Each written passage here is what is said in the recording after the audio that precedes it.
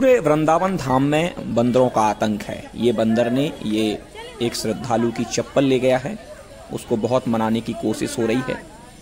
तो साथियों, इस समय है हम चीर घाट पर। कहा जाता है कि यहाँ भगवान श्री कृष्ण ने यमुना नदी में निर्वस्त्र स्नान कर रही गोपियों को सबक सिखाने के लिए उनके चीर यानी वस्त्र हरण कर लिए थे।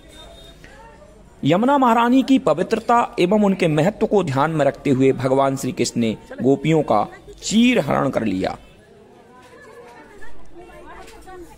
सामने आपको जो कदम्ब का वृक्ष दिखाई दे रहा है, इसी कदम्ब के वृक्ष पर वो चीर हरण करने के बाद बैठ गए थे। कदम्ब वृक्ष ये द्वापर काल का कदम्ब वृक्ष है और ये श्री कृष्ण द्वारा की गई चीर हरण लीला की गवाही दे रहा है। कहा जाता है कि भगवान ने चीर हरण कर संदेश दिया था कि यमुना महारानी पूज्य हैं, इसलिए यमुना में बिना वस्त्र स्नान नहीं करना चाहिए। वृंदावन में जो कदम्ब का वृक्ष है, पहले इसी के निकट से यमुना जी बहा करती थीं। अब कलयुग के कारण यमुना जी यहाँ से दूर चली गई हैं। यमुना जी दूर जा रही हैं और गोवर्धन पर्वत छोटे होते जा रहे हैं। तो इसी कदम्ब वृक्ष के निकट से यमुना में ब्रज गोपिकाएं प्रतिदिन ब्रह्म मुहूर्त में स्नान करती थीं और तट पर बालू से कात्यायनी की मूर्ति बनाकर भगवान श्री कृष्ण को वर रूप में मांगने का वरदान मांगती थीं, आराधना करती, मंत्र उच्चारण करती। आज भी यमुना किनारे इस कदम वृक्ष पर भगवान श्री कृष्ण की प्रतिमा स्थापित कर नियम पूर्वक पूजा अर्चना और 4 प्रहर आरती उतारी जाती है। हजारों श्रद्धालु ये सामने जो वृक्ष दिखाई दे रहा है, इसके दर्शन करके मनौती मांगते हैं। तो ये वही भव्य स्थान है, ये वही पौराणिक स्थान है।